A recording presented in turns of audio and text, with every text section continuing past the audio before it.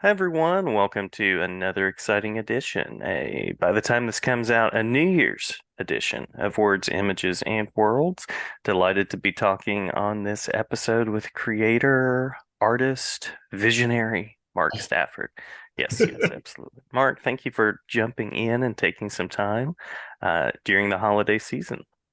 No problem. It's day after Boxing Day, so you're looking at a man who's subsisting entirely on mulled cider and oranges.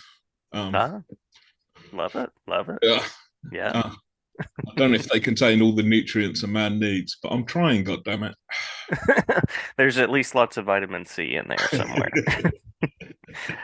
Well, thanks for jumping in. And usually I start by naming a couple of works. You've collaborated uh, pretty extensively with a person by the name of David Hine, I believe, Yes, yeah, on yeah. books like Bad Bad Place and my favorite, The Man Who Smiles. The man who Um, laughs. Laughs, sorry. Yeah. I knew I was going to mess that up. I knew. I knew.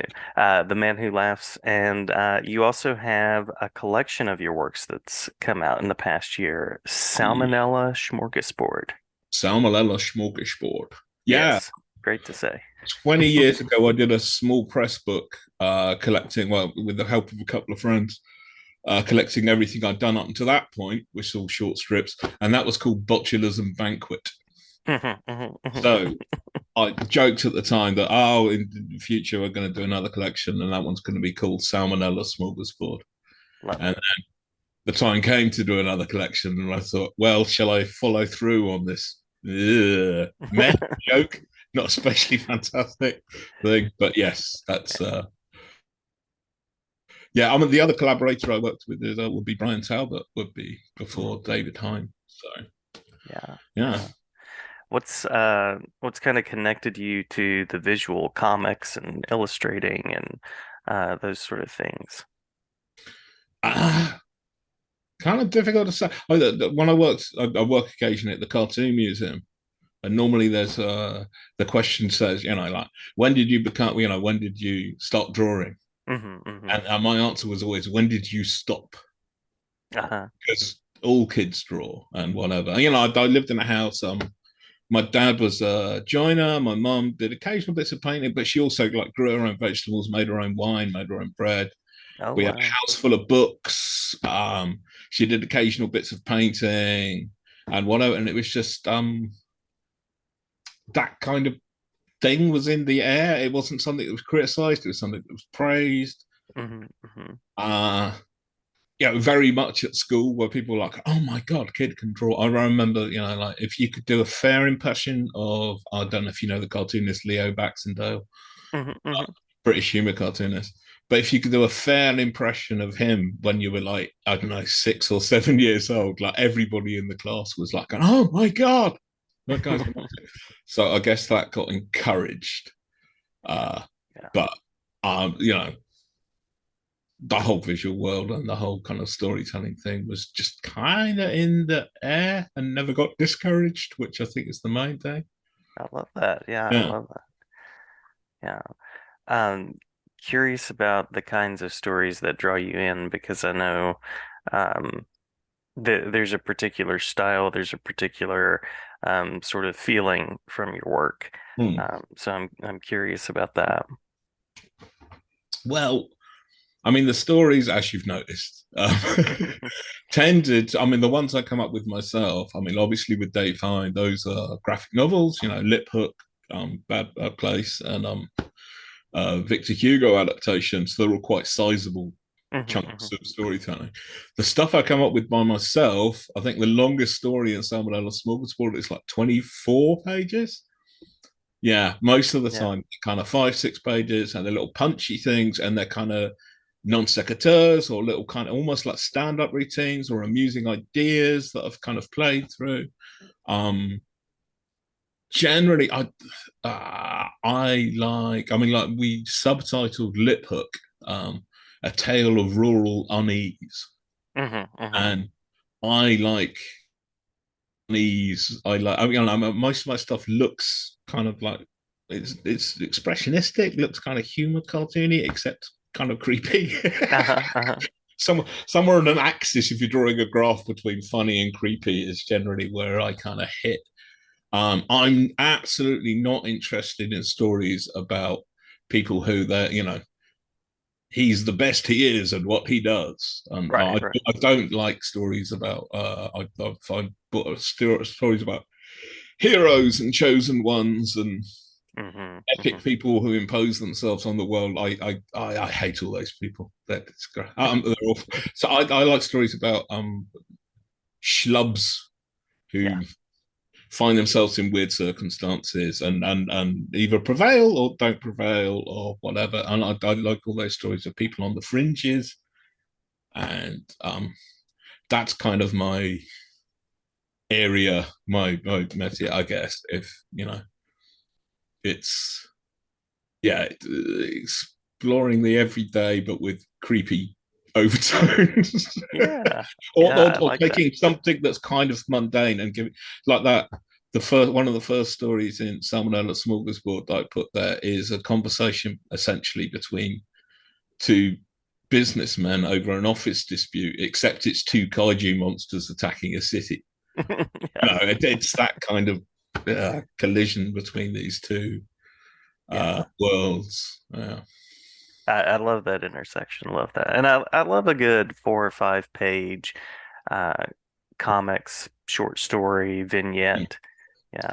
Uh, Yeah, something you can pick up and enjoy briefly. there's very few places for them to be anymore. I bet definitely when I was like kind of 20-ish and kind of finding my way in the comics industry, there was loads of anthologies around. And the Mhm. best and a lot of the cartoonists I really like the Dan Clowes and whatever, they were bringing out their own little comic, which was a collection of short pieces. It was anything that came into their heads.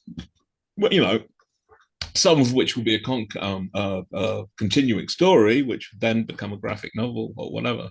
Mhm. But it was that great thing of like, well, if I've got a 2 page idea, I can do a 2 page thing. I've got one image, I can use that as a front or back cover. You could use all the weird little ideas you had in a million different formats. I don't think there's a lot of that around these days. They're definitely not paying. Mhm. So it's kind of a different, I've at the moment I'm doing a couple of stories, one for an anthology, a British anthology called Headache, and I'm thinking of doing one from European magazine because I had an offer. Um, and it's really nice to be asked to do Yeah. like little bits for anthologies uh, because there's not that many around. Um, and it doesn't sound good. Like essentially, people these days seem to be asked to go from essentially drawing their first kind of small press and self-published stuff, where they've done 20 pages, and they go, "This is great. Now, can you do a 200-page graphic novel?" Right. Like right off the back of that, and there used to be a ramp up to that. Yeah. Used to be able to get a bit of uh, experience doing slightly longer stories or on some other point of team, but definitely on the independent, like the small press level of things. There's no training ground. There's no apprenticeships anymore. There's Mm. just your first story and then your book with Jonathan Cape. Off to the marathon. Yeah, straight away. Yeah, mind Yeah. those hamstrings. Yeah. Hmm. Hmm. Yeah.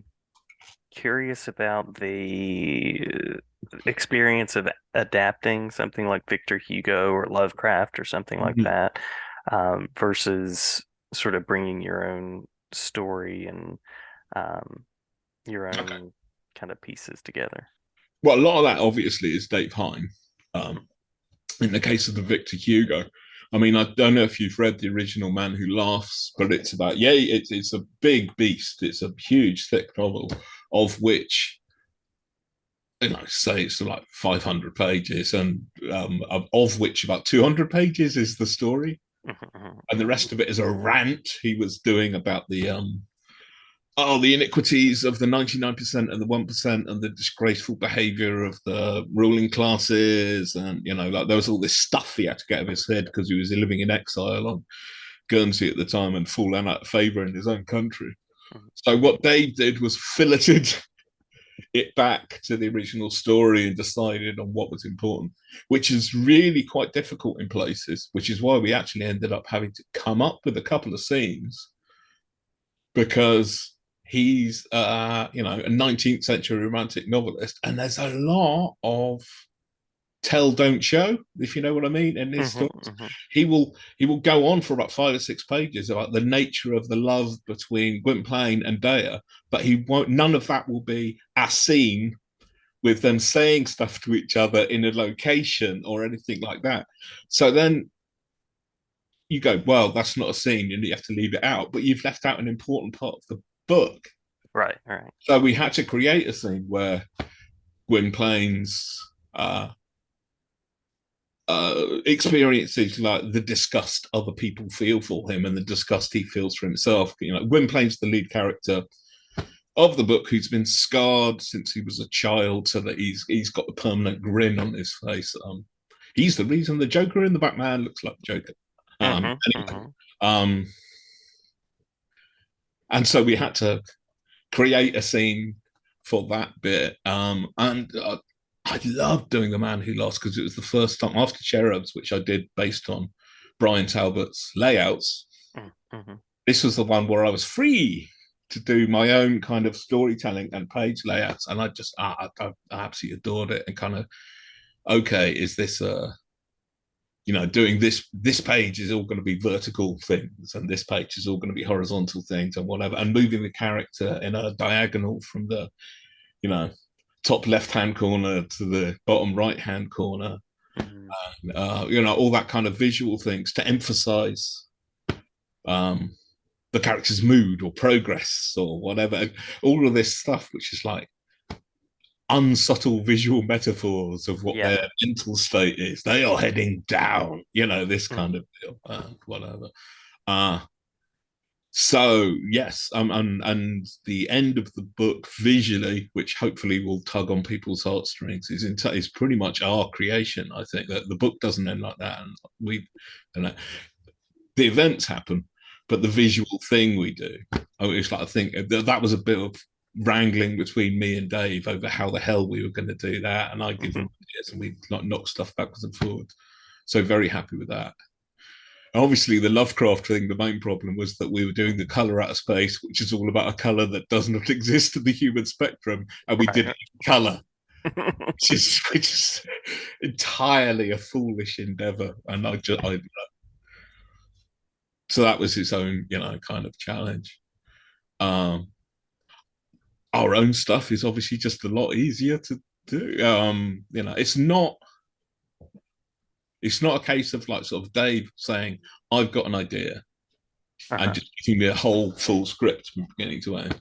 What's normally happened is that we've chatted a lot, we've been to the pub together, I've sent him articles about weird stuff just because I think he'll find it interesting, or we've swapped links to weird movies we found or something or whatever. He's had a look through my sketchbooks and whatever. And at some point it will go like sort of, you know, what would you like to do? What kind of story would you like to tell? And I might have an idea which would be okay for one of my strips and end after about 12 pages. Hmm. But Hmm. he can like take the basis of that and spin that out into something more elaborate and satisfying.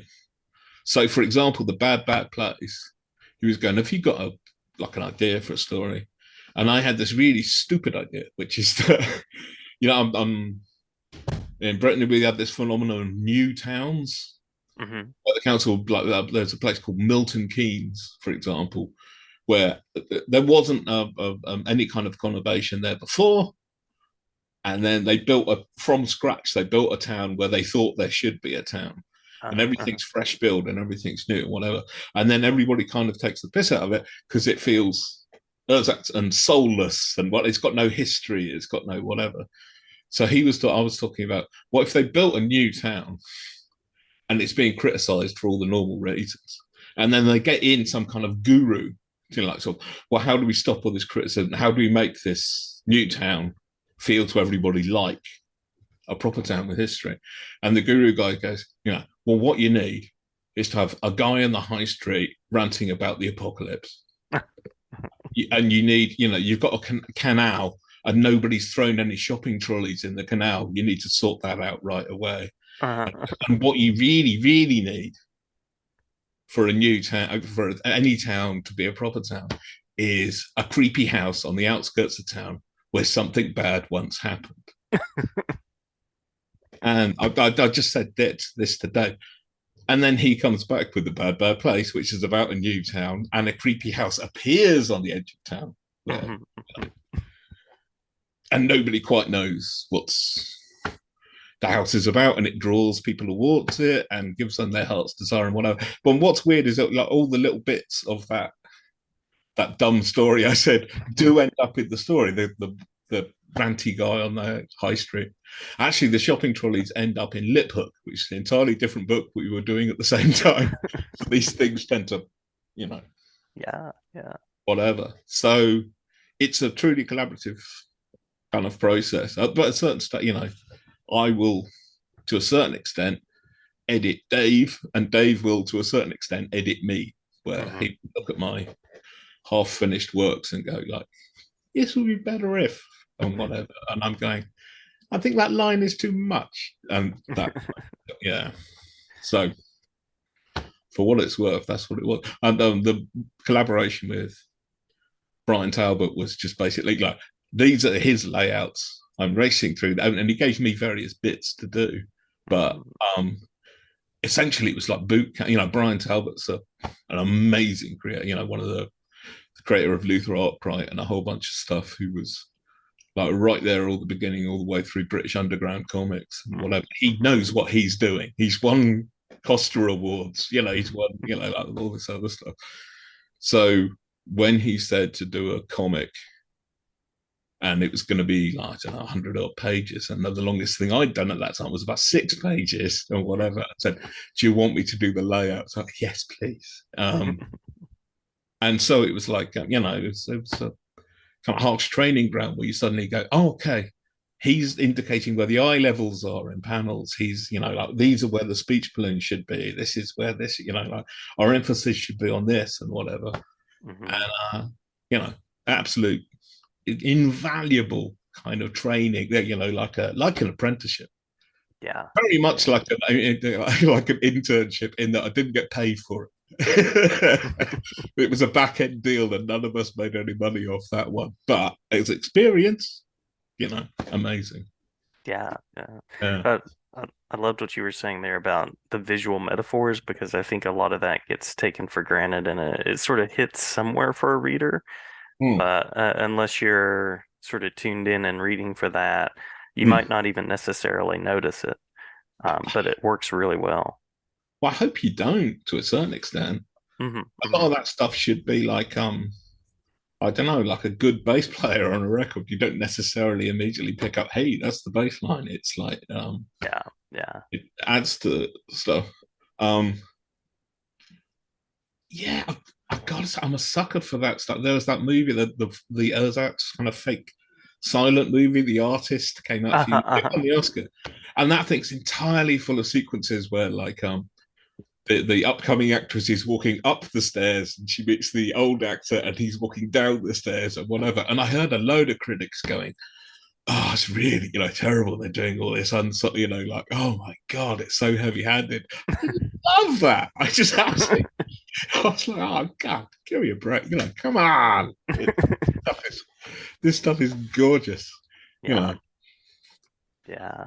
And you were talking about the creative kind of conversation with David Hine and Brian Talbot and how that it comes together. And I yeah, love that idea of like it's not necessarily the way that I've heard of other creators where it's like here's the script, they email it to you. yeah. And I like that kind of conversation at the pub approach that you take.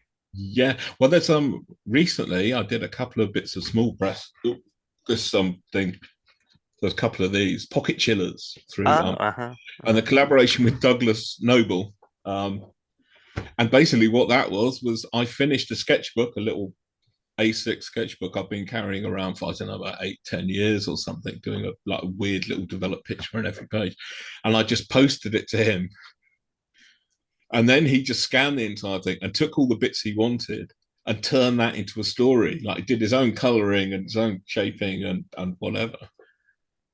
And then at the end of it, he said, actually, in order for this to make sense, I need one picture of a man in a rowing boat.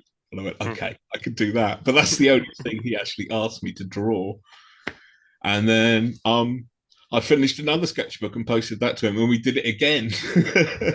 So that easily the easiest collaboration I've ever done, in that all of my work was basically done by sticking a sketchbook into a postbox. Nice, nice. Yeah. Um, well, I think I have one more official question, and then we can hit anything that we missed. And I'll also compliment your mug, by the way. I've been noticing your mug. Oh, this Um, is a Christmas thing from my sister. yeah, you were talking about the man who laughs, and so I was like, oh, there's a connection right there. Um, and I got it right. I didn't say smiles. I knew I was going to do that. Um, Curious about the work that you're currently kind of circling around, anything that you can talk about in that arena. And then I also like to ask about where people can follow along to find out what you're working on. At the moment, I'm drawing odds and sods. I'm doing a poster for Turnaround Books party. Story wise, like I said, I'm doing a very slowly. It's taken me ages to get the lead out on this story for Headache magazine, which is going to be about 6 pages long, and it's going to be an old man shaking his fist at clouds, essentially. Um, I don't know what I'm going to do for that European magazine. I'll see what I come up with. These are all short stories. The Hmm. main one that needs to happen, I'm going to do Douglas Noble's, come up with an actual script that I need to draw. That he's working on this at the moment. He's a very busy man. So I'll see what happens with that one. But that will be a kind of standalone, very short, not very short, but but it won't be hundreds of pages. It will be about 60 odd pages, I think, or Hmm. 40 thing putatively at the moment called The Guest, whether that title will happen or not. The main thing I want, me and Dave Hine want to do another book, and we've got it all planned. We've done 10 pages of it, Nice, but nice. we need kind of arts council funding to survive, for me to survive doing, because that would be longer than what anything we've done before, uh, at about 200 pages, I think. So that's going to Nice. take a couple of years at least, I think, work. Um, Other than that, little bits with Shelley Bond again, Oh yeah, probably. yeah. Yeah, I've done 2 stories with her, and which they're really fun to do because she's so kind of pop culture orientated. She's happy with anybody you can do a decent picture of Joe Strummer. I'm not claiming that my pictures of Joe Strummer are any good, but she did that heap to pass muster. So I'll happily do anything with her again. I mean, last year I managed to curate a gallery show called All About the Ink. The posters over there. Yes, yeah, Um, love that. Yeah. yeah, I'd love to do something like that again before that gallery loses its lease, but Hmm. we shall see. Anyway, if you want to know about any of this, I do have a website, but it's in no state. It's just at the moment it's just a landing page telling you where my Etsy shop is. But I am Mark Stafford, MarkStafford on Instagram, and I'm still calling it Twitter, Hmm. uh, Hmm. and Blue Sky, I think. Um, I'm on Facebook and whatever. The main thing for visually to check me out with it's generally my Instagram feed. That's where I put like new bits of artwork. Nice. Yeah, It's a fairly great easy to visual get hold of. space. And of course, if you want, Salmonella Smorgasbord is available from all good. I think it's all available from all the digital platforms. In Hmm. fact, I Hmm. looked it up. It was like it was on the Walmart website. Well, there you go. Well, I was, eh? I've no idea. Oh, yeah, because this is John Anderson's publishing concern, Soaring Penguin, and he's based in Canada, so he's a bit more that way inclined than I am. So, they're all good bookshops, and all of our stuff through Self-Made Hero, the other two books, Lip Hook and The Man Who Laughs, are still available from that particular publisher. Um, yes, all good stuff. All good stuff. All good stuff. Well, thank you so much for talking with me. Anything that we've missed that you want to make sure to share before we close out?